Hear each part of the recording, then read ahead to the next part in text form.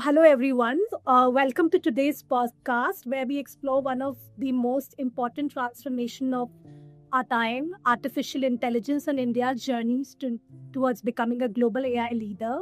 Today, India stands at a unique moment with a thriving digital public infrastructure, a young and ambitious population, and a bold vision of AI in India for India. Our country is moving from being an early adopter to actively shaping the future of responsible and inclusive AI. To help us unpack this journey today, we are privileged to be joined by Shri Abhishek Singh, IAS, Additional Secretary at the Ministry of Electronics and IT, CEO of India AI Mission, and one of the most influential voices in India's digital governance ecosystem. His work has spanned building citizen centric technology platforms, driving skilling initiatives, enabling digital inclusion, and now leading India's national AI strategy. He has been recognized globally, including by the Time magazine's 100 most influential people in digital government for his leadership and vision. In today's conversation, we will dive into India's AI strategy, the investments being made in compute, data, and foundational models, how India is balancing innovation with ethical governance, and how the country is, as such, being prepared with the startups, researchers, and workforce for an AI driven future. So let's begin this deep, forward looking discussion with someone who is at the center of India's AI transformation, Abhishek Singh, sir. A very warm welcome, sir, and thank you so much for joining in. Uh, uh, just to set the stage and to dive in straight through, sir, AI in India for India is a powerful phrase. How do you define this vision in practice today, especially for public services and inclusion? I would like to hear your take on this, sir. Thank you. Thank you. It's a pleasure to join this podcast, especially with an objective to reach out to the students, larger student community, and those people who are working towards aspiring to become leaders in the digital space in the years to come. So, as you rightly said, India has had a strong leadership in the digital public infrastructure for a long time. We have been using digital technologies for transforming access to services for people.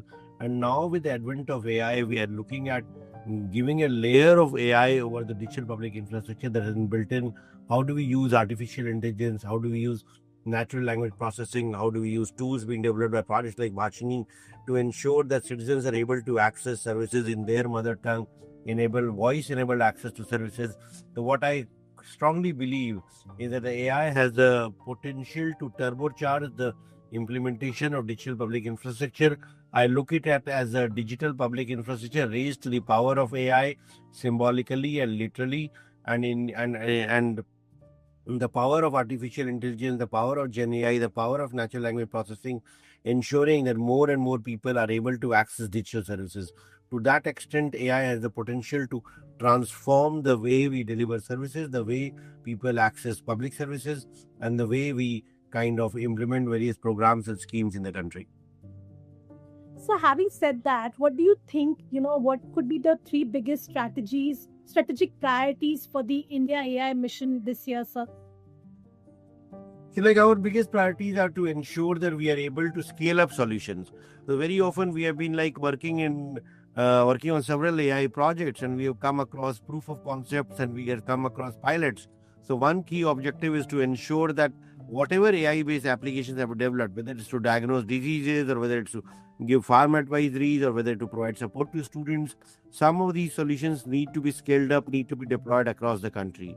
Number two, we need to build up an ecosystem wherein voice-enabled services are made available and accessible, so that people should be able to, they should not be required to go to a website or a browser, but they should be able to access services with a feature phone or a toll-free number by using voice as an input and getting voice as an output. Third is that we need to kind of ensure that we provide necessary support needed to build Indian foundation models. So these three, number one, building applications that can be scaled up. Number two, building voice-enabled services, and number three, building Indian foundation models. So, if you look at, you talked about voice-enabled services and scaling up solution. If you look at the infrastructure, language, and the data issues, you have spoken about, there could be some gaps in, compute infrastructure, foundation models, and datasets. Where do we stand now, and what is coming soon with respect to this, with respect to the gaps being there in the infrastructure or the foundation models or the data sets, sir? Like when we started implementing the India AI mission, we did do a lot of consultations with various stakeholders, especially industry partners, startups, academic experts, researchers, and we identified the gaps that are there in our AI story. And that primarily related to lack of ability of high-end compute, lack of reliable data sets that can be used for AI training, lack of funding opportunities for AI startups. That's how the India AI mission was conceptualized over a 7-pillar strategy, and it seeks to address all the gaps that were kind of flagged by the various stakeholders.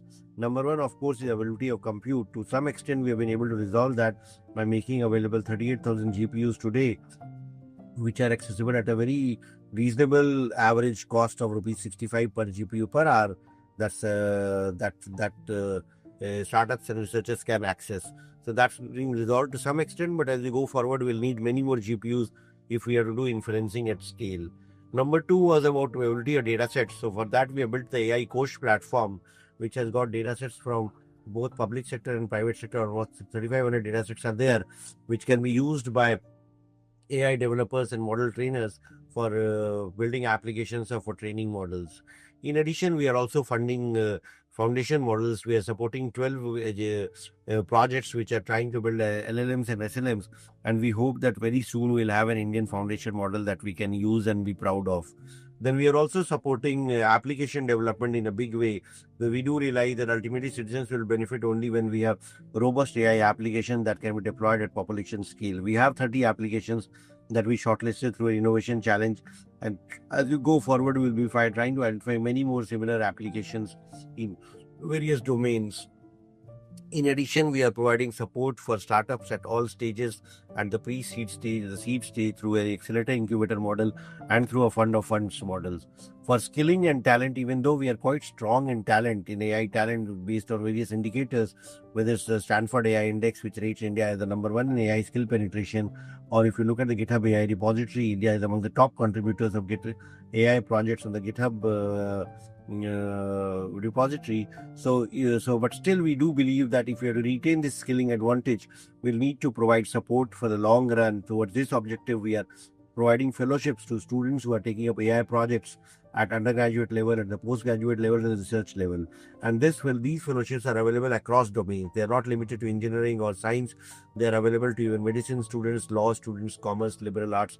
So almost all, because AI cuts across domains, so every student who is doing any project in AI in whichever domain gets funding support through this model. Then we are also setting up data labs across the country, which will help train youth into becoming data scientists, data annotators, data analysts, and that will ensure that we'll be able to get the jobs that will arise in this sector. Then the other key segment whenever we talk about AI is how do we ensure responsible, safe, trustworthy adoption of AI. Toward this objective, we are supporting development of tools that can ensure safe and trustworthy development of AI, and a safe and trusted pillar of India AI mission. We set up the AI Safety Institute, which is working with research institutions to develop tools for bias mitigation, tools for ethical AI certification, tools for anonymization, tools for privacy preservation, tools for machine learning, tools for detecting deep fakes, and tools for labeling AI-generated content. So what this whole 7-pillar strategy ensures that we are able to address the gaps that exist in our AI story and leverage the strength and the potential that we have, which is primarily of AI talent, and ensure that we are able to catch up and leapfrog with the best in the world, whether it's companies from China or the US. We'll be able to, with this support, we'll be able to in due course be able to compete with the best globally.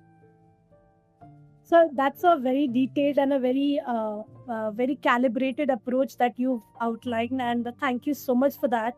I would like to shift a little bit focus from here to the language part of it. We know that India is multilingual and we are extremely voice driven.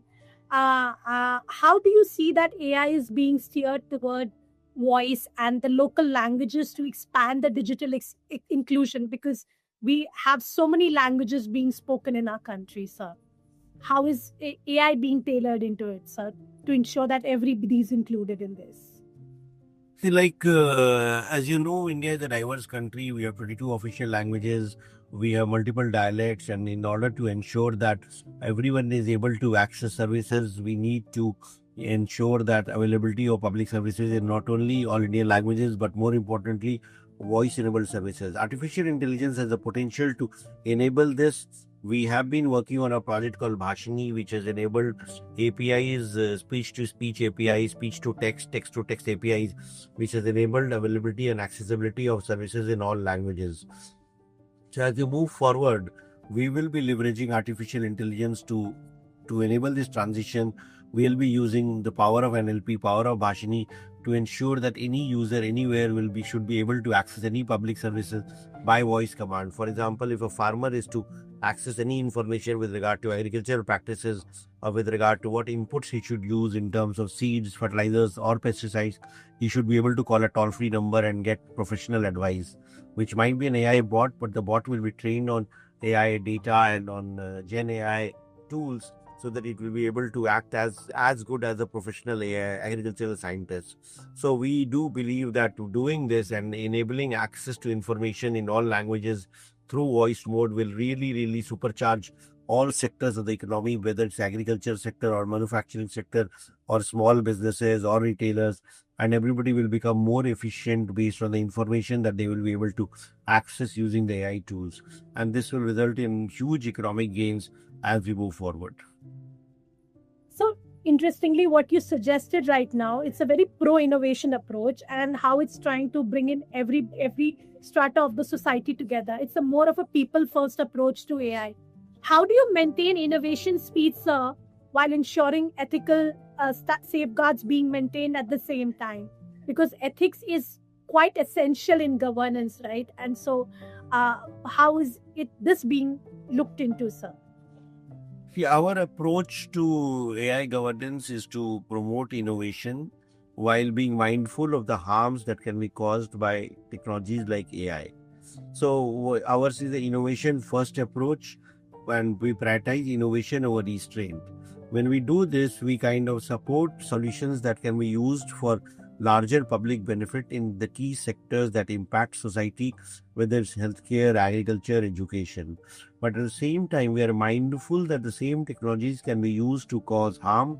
So we did come out with India's AI guidelines a few weeks back that kind of details the way we are looking at development of AI with a lens of innovation, but at the same time trying to create a framework in which we can limit user harm. And this is done by developing tools which are able to test AI applications with regard to bias, with regard to any harm that they can cause. So, in general principle is that we allow anything that's innovative, that's beneficial for humanity, but any solution that can cause harm to an individual, a group of individuals, will be subject to regulatory requirements. So, having said that, with all these guidelines in place, off the top, what could you think of certain, top risks that you as a policy maker sitting at the helm of the country you're really concerned about? And how do you think as a policy maker you could address these, bias or, safety or job shifts, or for that matter, cyber security? Would like to hear your views on this, sir. See, the risks are very real. In fact, the use of AI for creating deep fakes, the use of AI for misinformation has been seen. We are a democratic country, and it can really cause a lot of disruption in the electoral process or in the normal law and order situation. People are very sensitive to multiple things. And if somebody creates a deep fake and tries to spread it through social media, it can cause a lot of problems. But to address these gaps, we did come out with IT intermediary guidelines last year, which puts an obligation on social media platforms to remove any such content that's contrary or that has the potential of causing impacting law and order, or causing damage to public order, or results in child sexual abuse, or results in impacting national security. So those IT intermediary rules and guidelines were notified last year. And in addition to this year, we have come out with a draft regulations which require all AI generators to label AI generated content so that in case I'm using an image, or I'm using a video, or I'm using an audio that's AI generated, then I have to let the user know that this is AI generated content. Because otherwise, if that is not done, then the gullible people in the rural areas who do not understand what artificial intelligence is can be misled, and this can cause serious problems. So we do believe that having regulatory safeguards, having guardrails to ensure that AI is deployed more for the benefit of people and less for causing harm is something that we would like to push for. Thank you so much, sir. And now, moving on to I would like to hear some of your views on the ecosystem and the talent and the global role part of the India and AI. How do you think is the government, enabling the research and development and access to GPUs and patient capital to build world-class India AI startups? As I mentioned, we do have a program under the India AI mission under which compute is available at a subsidized cost.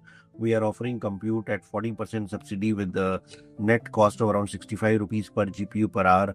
So that's something that's going to benefit our research ecosystem, that's going to benefit our startup ecosystem. In addition, we have the fellowships that we have announced, wherein scholarships are given at all levels, at the undergraduate level, the master's level, and at the research level. And the research fellowships are equivalent to the PM AI fellowships. Very high level of scholarships are being given, almost 70,000 rupees per month, which goes up to 80,000 in the second year onwards. So that way, we are providing all necessary support that's required for sustaining AI research. In addition, we are under the startup financing pillar of the AI mission. We are setting up fund of funds which will ensure funding support to startups at pre-seed stage, seed stage, and the growth stage. So that way, the India AI mission has a comprehensive plan of providing support of not only compute but access to datasets, but also talent and financing in order to ensure that we are able to sustain the growth that is required for India's AI story. So, in fact, we've spoken about talent, education, and the research and development that you highlighted twice during our conversation. One more thing that Hidi sir, and that which I would like to hear your views on, is sir about can AI actually significantly transform accessibility solution for the visually impaired, for the people with disabilities, hearing impaired, or the neurodiverse users? Do you have any pilots underway for this for people with disabilities? We do have several projects that we have taken for people, especially for the AI in accessibility, because we all know that there are certain limitations that people with disabilities have, and how AI can be used to bridge that gap. We are developing tools with the research institutions for helping those who are hearing impaired to be able to access services by looking at sign language as one of the languages under the Bhashini project. So, for example, if somebody wants to access a public service by using sign language, he should be able to do that. We should be able to get information about public services using sign language. So a project is currently being undertaken by Amrita Vishwapeetham and CTAC for building this solution. For neurodiversity, AI can play a big role. In fact, we do have a tool with which AI can be used for diagnosing autism by just looking at a 15-second video.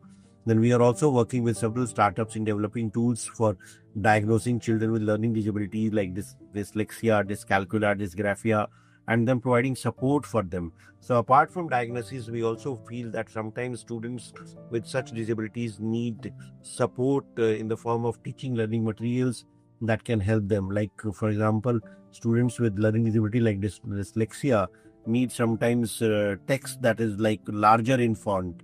They sometimes need answer question papers that are given to them in examination, which are printed differently, which have larger time duration for answering the papers.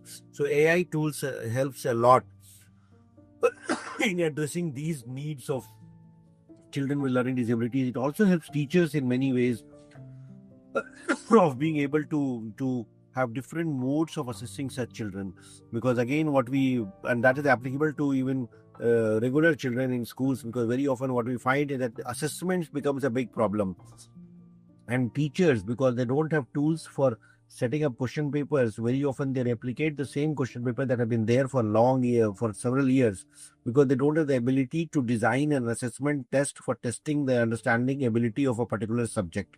So what we have done is that there are AI tools which can generate question papers on the fly, which can help the teachers in assessing the abilities of normal children. And the similar tools can also be used for using it for assessing the learning abilities of children with disabilities, which factor in the disability that they have. So AI has a great potential in several dimensions, in like not only helping diagnose those with disabilities, but also in acting as a learning aid for those who are visually impaired or hearing impaired, or those who have learning disabilities, as also helping us in assessing the performance and learning abilities of these children. So AI is a great boon, especially when we look at people with disabilities or people with learning disabilities. So, having said that, I want to know your views on one of the most contested questions. That's, how robust do you think is, what's the need of the hour that India needs a dedicated AI Act, and are the existing laws sufficient if updated with AI specific guidelines? So, do you think India needs a dedicated AI Act? See, right now, I think as the AI guidelines that were published a few weeks back mentioned that the current level of regulatory oversight that we have, the current level of legal provisions that we have, are sufficient to regulate the current risks of AI. Because we do believe that the intent of regulation is not to regulate the technology per se, but to regulate the applications or use cases. And when we do that, we look at it from the lens of harm that can be caused.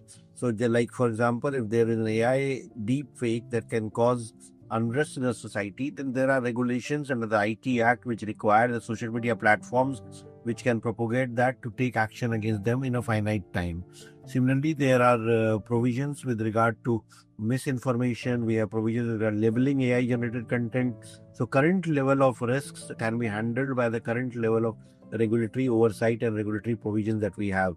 But as we move forward towards agentic AI, physical AI, when our era will come when humans will coexist with AI, and the risks of from AI with regard to normal life and order is will be, if it gets beyond a particular point, then we do believe that at some point of time we may need to come out with an AI Act. So, if having said that, for instance, if India as a country has to build technology that lasts for say 100 years, as a policy maker, what do you think? What could be the principles that could guide the India AI mission today? Keeping that into mind, sir. See, number one, when you talk of technology, you never think of 100 years. Technology is very agile and it evolves and it changes very, very fast. In fact, even if you just look back, not only 100 years, you look back 10 years back or 20 years back, one would not have imagined with regard to the kind of technological innovation and development of solutions and products that we are seeing today. So in technology, the best thing is to keep pace with the way the technology is is evolving. Best way to is to be an agile in looking at the impact the technology is making, and come out with regulations and provisions which enable both, which enable innovation and has also restrict the harm that can be caused. India also has a big advantage in building products and trying to take a big market share of the way the technology is evolving. And if we have regulatory safeguards that are excessive, then it might limit the growth of Indian companies and Indian startups. So we have to realize that if we have more regulations, ultimately it benefits the big tech because they are able to meet it easier. They're able to defend themselves in laws, and if required, they are able to pay fines also. But if we have the same high level of regulatory requirements for smaller companies and startups, then we will limiting the growth of our own companies, which will not be beneficial for the country in the long run. So we have to do a balance between ensuring that we limit the harm that can be caused by technology and the benefits that it can help accrue to the economy and to the society. Thank you so much, sir. So another one question that I want to, ask you, one is on data. That because data is the oil, the new oil, which runs so many systems, so many functions in the economy today. we know that copyright and data licensing are becoming complex. How do you think is India approaching the legality of training data for the Indian AI developers, given that it is so crucial in AI, sir? See, like the Copyright Act was, of course, enacted much before AI came in. And ultimately, what is required for AI, if AI systems are to be unbiased, if AI systems are to be more fair, if AI systems are to be just, then the AI training models should have access to all the data that is possible. And that would include both copyrighted data and not copyrighted data. Because if we do not provide text and data exemption, mining exemption to copyrighted data, then the model training will be incomplete and inadvertent bias will come in. So on one hand, to have unbiased AI models, you need to provide access to copyrighted data along with non-copyrighted data. But on one hand, that is the requirement. On the other hand, the very principle of copywriting means that there should be some revenue sharing, there should be some rights that accrue to people who have the copyright. So again, the right of people to get a revenue share for the copyrighted data is also well established. So what we need to do is to have a balance between these two policy requirements. One, to have access to all data for balanced model training, and number two, to provide revenue share to those who are having copyrights for their content in a form which can be there. So there is a committee in the DPIT, Department of Promotion of Industry and Investment and Technology. So they are working on a very interesting, innovative formulation which will allow meeting both these requirements. On one hand, providing TDM exemption, which will allow access to all data for training models. On the other hand, coming out with a framework in which revenues that accrue are also shared with those who have copyright. So that is what we need to do. That is what we need to, the principle that we need to evolve. Thank you so much, sir. So one last question, that I want to ask you. It's a personal leadership question that you would want the viewers to hear from you. Is that what has been your biggest challenge in building consensus for a national AI mission, and what keeps you personally motivated on an everyday basis, sir? See, the opportunity to be able to drive change, the opportunity to kind of use technology to help our country move forward, the opportunity to build institutions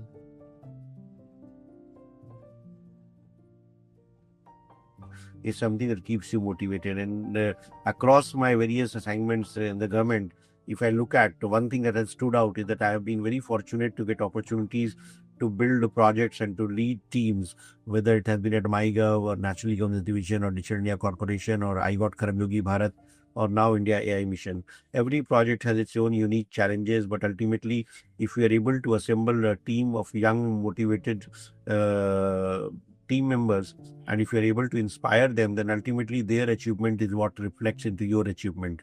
So if you are able to inspire your own team members, that ultimately becomes your inspiration.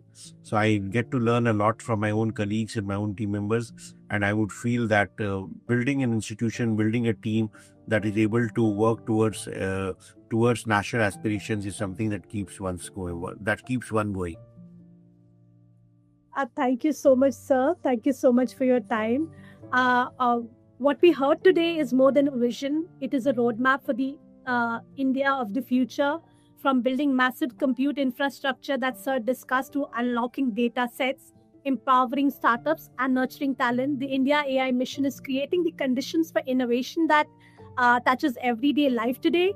As Abhishek Singh sir reminded us that India's AI story is ultimately about people, about better services, more opportunities, and ensuring that technology becomes a bridge, not a barrier.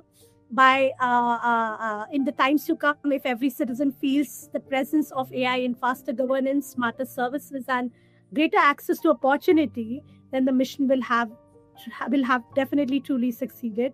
Thank you, sir, for joining us on this journey. The future is unfolding right now, and India is definitely shaping it. Thank you so much for your time, sir. Thank you, Nidhi. It was a pleasure talk.